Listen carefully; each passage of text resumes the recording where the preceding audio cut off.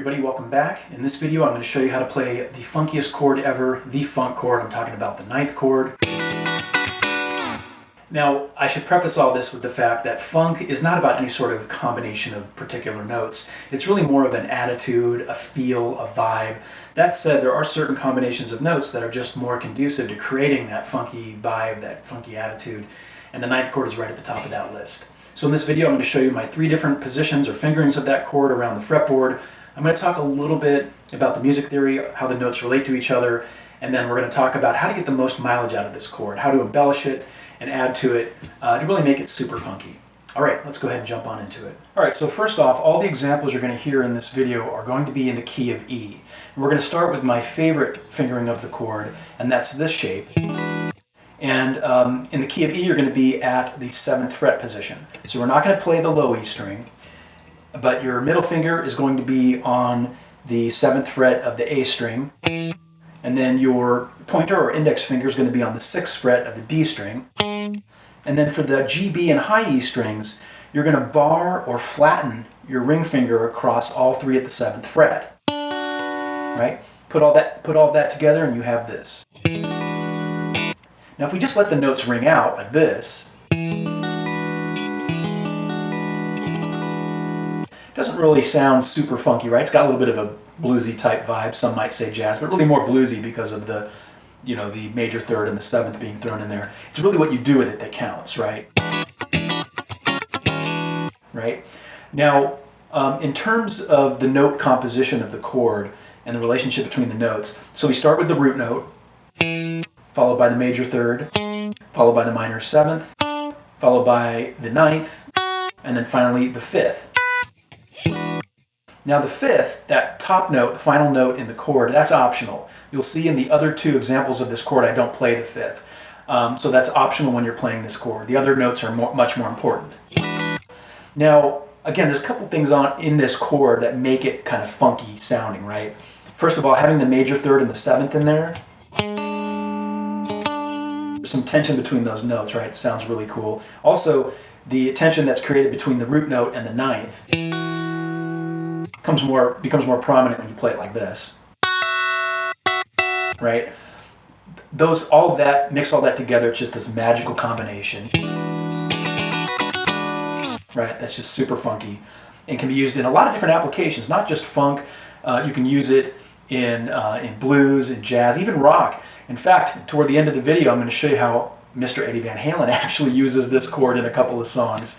It might surprise you if you're not a big Van Halen fan. Now for the second forming of this chord, or fingering of this chord, we're going to take those first 4 notes, but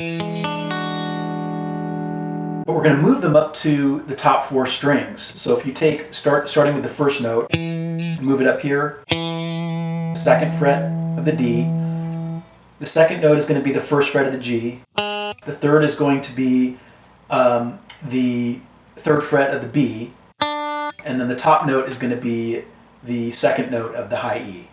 Okay, so put all that together. It's the same first 4 notes of that first chord. Okay, but we're playing it here. Now, when I do this shape, I tend to reserve that from playing up here high on the fretboard. So if you take what we just did, you bring it up an octave. So now your middle finger is on the 14th fret of the D, your index finger is on the 13th fret of the G, your pinky is on the 15th of the B, and your ring finger is on the 14th of the high E.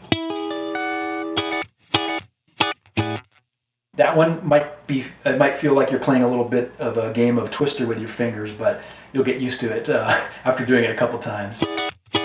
Okay, that's position number 2. Now the third version of this chord definitely has a different feel to it than the others because of the way that the notes are played in sequence.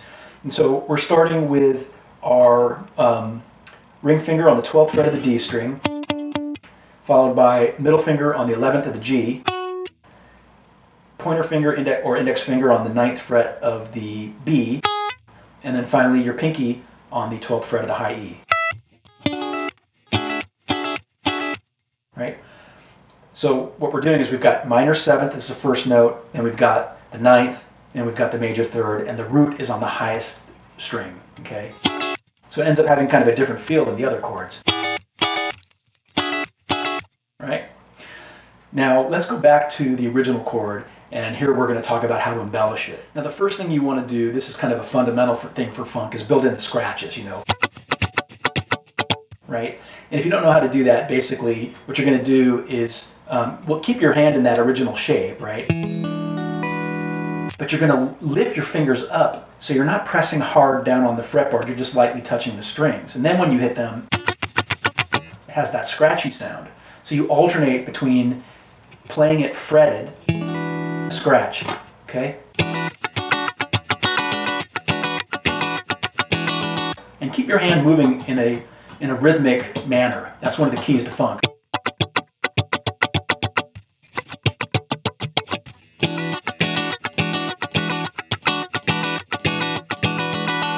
Now the next tip I have for making it extra funky is sliding into the chord from one position down. So for example, we take my favorite position, this one, and just move everything down one fret, okay? But you're going to slide into the chord quickly.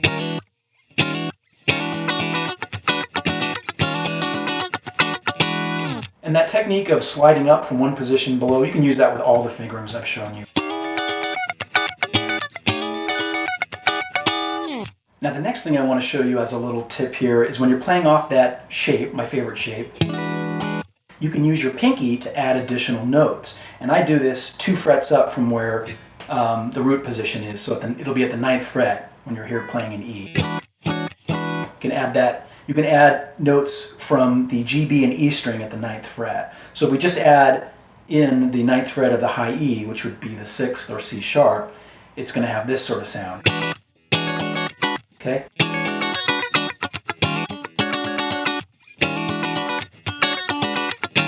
And then if we try to add in the B and E strings with the 9th fret, which is the 6th and the major 3rd, it's going to sound like this.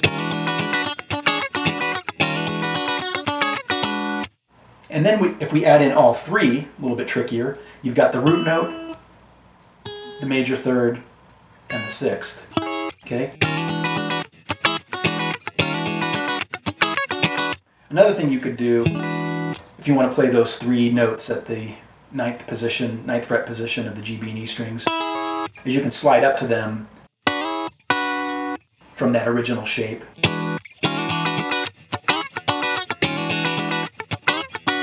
Okay. There's so much you can do around this position.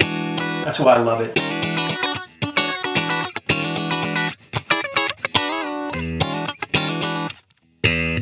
Don't forget to add in that low E. Now from a tone standpoint, my advice there is if you have a guitar with single coil pickups, use them. It's going to sound better than when you're using a humbucker, because the humbuckers have such a full meaty tone. You want more of a skanky, slinky tone. Now you can use humbucking pickups, but my advice there is you want to roll the volume back a little bit. Maybe roll it back anywhere from 10 to 25–30%. It's going to make the sound a little bit more compressed, and it's going to have less of that full body to it. So you can use humbuckers, let me make that clear, but it's going to sound better with single coil pickups. And if you do have a Strat, try those in between positions, positions 2 and 4, where you're using either a combination of these 2 pickups or these. It's just, those are the ultimate positions to play funk guitar in my opinion. Now from an effects standpoint, I like to do a couple things. First, add some compression to help keep all the levels even. And then also, I like to add just a little bit of delay and a little bit of reverb. Now the delay is set for 1 repeat, like a slapback. Okay, you hear that, just 1 repeat, and then the reverb kind of reverberates it. Okay. Now probably the most popular, next to maybe a compressor, or maybe even tied with it, the most popular effect to use is a wah, right? That kind of goes without saying. You can do some really great stuff.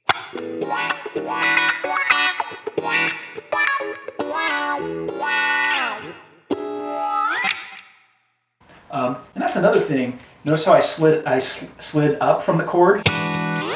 Okay, that adds another kind of funky dimension. Most people expect you to go down, but they won't expect you to go up, and it sounds super funky in my opinion. All right, and then finally I want to add that and I said this when I did my review of the MXR EVH Phase 90 pedal, phasers are also a great alternative to wah pedals for a funky sound.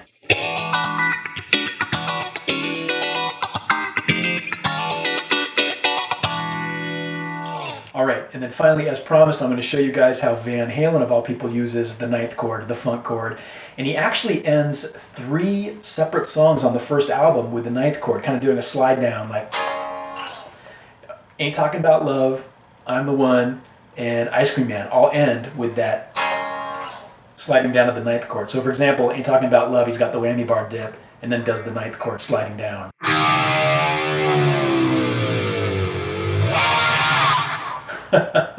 So I told you there'd be a rock and roll application after all. All right, let's wrap it up. All right, that was my video showing you how to play the funk chord. If you enjoyed it, feel free to hit that thumbs up button and subscribe if you aren't already, and hit the notification bell so you can get all of my videos as soon as they come out. If you have any questions, as always, leave them down below and I will answer them as time allows. Until next time, rock on.